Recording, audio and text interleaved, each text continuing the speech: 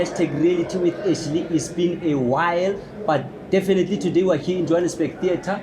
We'll be in conversation with one of the best entrepreneur who's running his successful business sitting next to me. I will just invite him to introduce himself so that we can get to know him better, because we've been looking for him, but today because of Basadi In Music Industry, we're sitting together here in Johannesburg Theatre. My brother, my name is Ashley and this is hashtag Reality with Ashley. Thank you very much for coming in.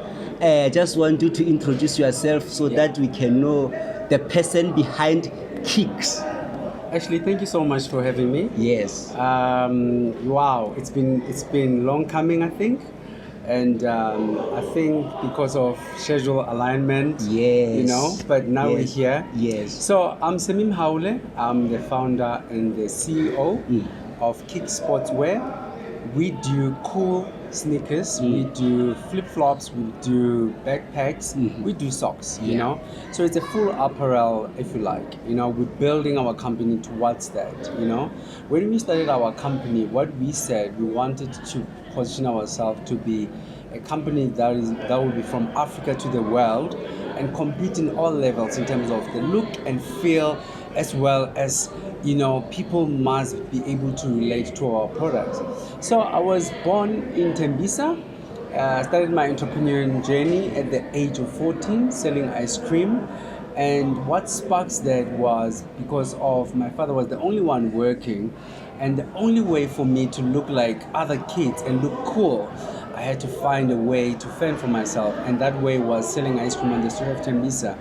So I went to school in Tembisa. I did everything almost in Tembisa. So Tembisa is a very special place in my heart. I do a lot of entrepreneurship initiative as well in Tembisa, because this is where I come from. Hence why our store is in Kempton Park, because it needs to be located to Tembisa. Okay. Yeah. But then you already said a lot, ne? Yeah. But then I just want to ask you, what inspired you to create such a nice business like this one? What inspired you? When I entered the market and looked at Kicks as a model, for me, it was why we don't have a sports brand that is from Africa to the world. And that sports brand needs to be able to align itself with the great brands. And we still have that perception that if something is from Africa, it needs to be compromised in quality. And for me, it was that tip in wanting to make sure that I hit all of those boxes. But the most motivator was wanting to keep the nation moving. And at the time, we're going through COVID, and I've been working on the model for the last 2 years. And the time people were exercising, doing things at home. And it was obvious for me that I need to launch it while they're home and can try it while they're home. And then I can get a feel whether we've got a market for it or not. But the bigger part of it is to be able to keep our nation moving, And why we want to keep our nation moving, we're going through a lot.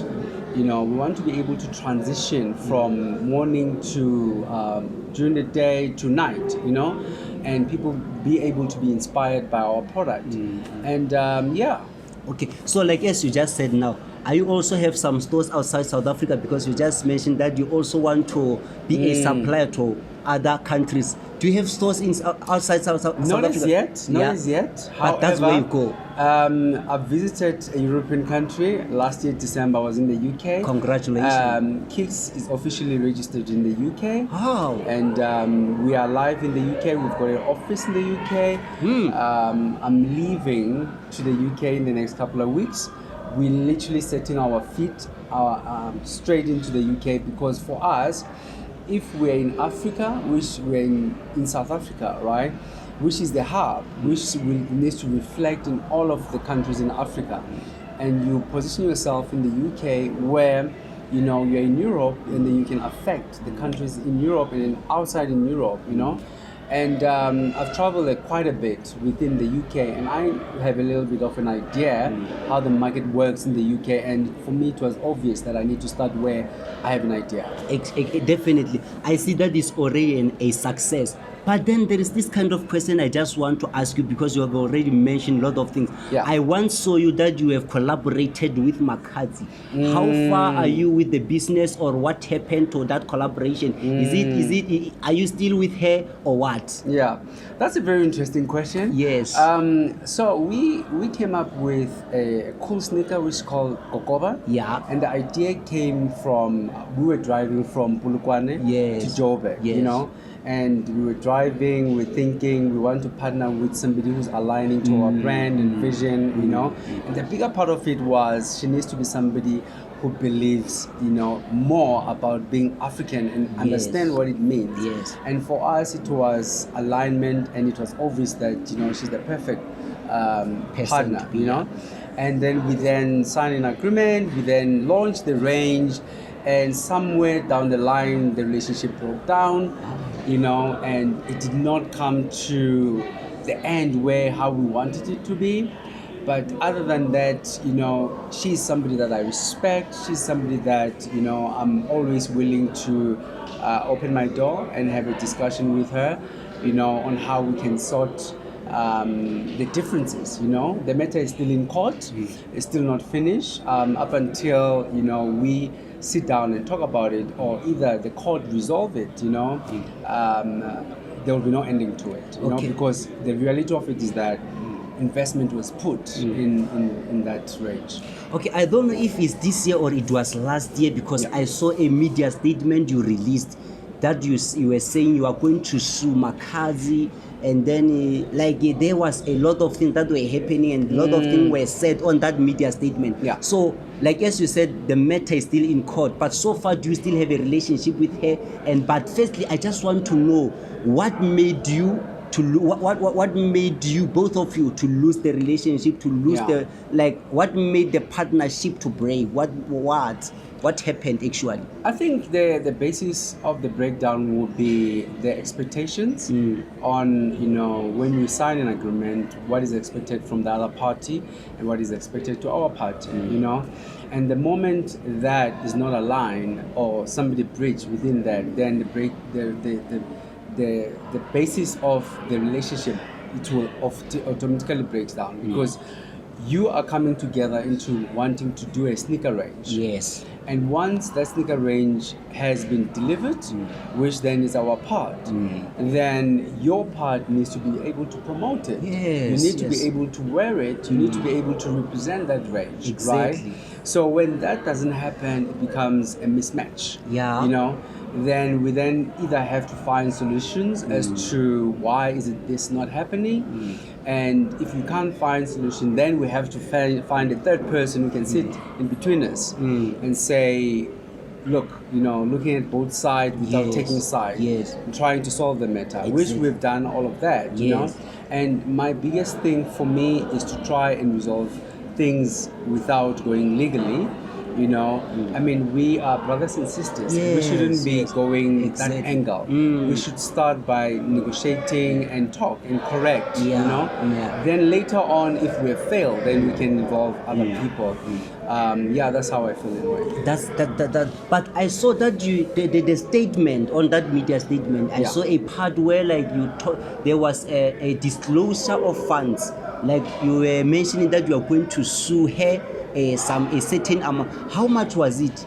So the damages that we were asking, it's 8.2 million, right? 8.2 million. Correct. Yeah. That's what you expect from her. So those are the damages between the two parties. Remember that at the time Makhadzi was signed to Open Mic. So there's the first defendant and the second defendant. Exactly. Right. So therefore, it's between the two parties that are involved. And the 8.2, that's the money that's being spent on production, on marketing, as well as launching the range, you know. You don't plan on the day that you release, but it takes a while to plan it, you know. And there's a lot of parts that are moving, but I hope that, you know, peace can be made, and finally we can put an end to it and have a resolution to it. Yeah, okay. Let's hope everything is going to go well. But then you are an entrepreneur. As an entrepreneur, what can you say? What can you say to those who are inspired by you They also want to open this kind of market that you already match in, because you also mentioned that you have an office in UK, which is a success of a black child that has to be celebrated.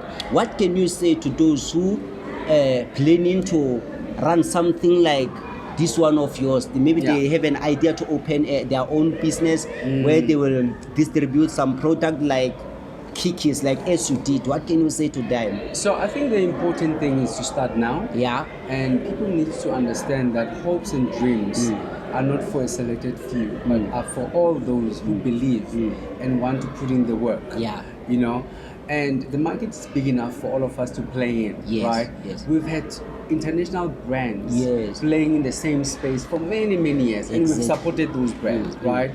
And I get baffled when I hear somebody says, "Oh, another sneaker." Yes, another sneaker. We need more. In fact, we need 20. We need 25. If you compare what the local brands we have currently versus you know, the international brand, the scale still tip. You know. So up until we have enough where we can justify that, you know, we've got a stronger market, you know, in South Africa, in Africa, you know, we don't have enough. We need to be able to have to own a value chain as black people, but more importantly, we need to be able to participate in that market that we've supported for many years. The good thing about a black child today, we have opened our eyes and we know what is good and what is bad, you know. We know when people are feeding us nonsense, you know, and for many years, international brands have come in and dished stock into our shores, and we have accepted it. But we no longer want to accept that. We want to take charge and create our own products and design our own product and involve our own people in making these products and to be a success. But more importantly, if you want to start a business, no matter what type of a business it is, you need to understand that as long as you're still sitting outside of the field, clapping for those that are doing it, it will not happen. You need to start to participate in the value chain, get inside the field. That's when you start to win things. We go to watch Pirates and Chiefs, we cheer for them, but the amount of celebration that they experience inside that field, it doesn't amount to what we experience when we're outside. So it's so paramount that you need to start today and participate in this value chain and start to win things. Yes. Ladies and gentlemen, you are currently watching #Reality. Reality with Ashley, brought to you by Media Toddlers. I just want to apologize for the noise that is currently happening. Like as I said, we are currently broadcasting live in Basadi In Music Awards today here in Johannesburg Theatre. But we are in conversation with the founder and the business owner of Kikis. So my brother, I do believe that each and every journey has got its own challenges. Yeah. What kind of challenges you met or you came across the time you were busy building this successful business? I think for us, it has always been employing the right people. Yes. You know, I think for me, it's one of the most challenging things, you know, to be able to put trust and to be able to create a chain of people that can literally believe in the brand. That has always been a challenge. But at the same time, to be able to grow a business as such, you know, where you are playing against bigger players, you know, it will always be a challenge for us. But we are pushing through, and we already started to put our footprint within Joburg. We have opened a store in Mall of Africa. Wow. That's available for people to go and, you know, feel and touch our product and be able to buy, you know.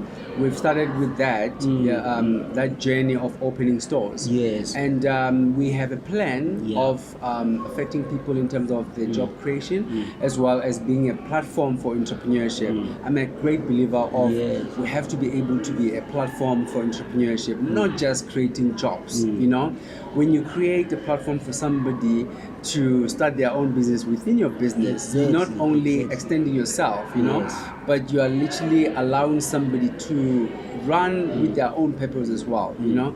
But this is one of the most capitally consuming business that you can ever think of. Yes. Because the production of it, it's higher, but at the same time also it requires a lot of detail to attention. Okay. You are a successful entrepreneur. But then as a successful interviewer, I just want to ask you, like, where you come from, what are, like, the people from where you come from, Yeah. what are they saying about you? What do they say about you I think based on your journey? I am always scared of going to Tembisa because people in Tembisa, they celebrate me, you know, and every time I'm home, Yes. you know, Yes. you don't stop, Yes. you know, Yes. and I'm always inspired by the stories of, you know, someone coming up and telling me that, you know, remember what we used to do Yes. to grow up, you Yes. know. Yes. It starts with a little thing as selling ice cream on the street of Tembisa Yes, and wanting yes, to yes. own a pair of shoes, Yes. and you have sparked a desire, and you always have to give time, you know, to those that you grew up with, but more importantly, you have to always remember where you come from, you know, Yes. because that's where, you know, everything starts, you know.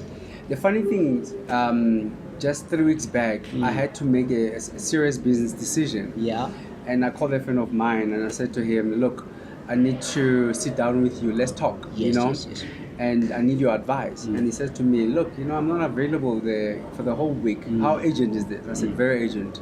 And then he said to me, Thursday, we can meet, but we're meeting 3 a.m., right? We drove to Tembisa. Yeah.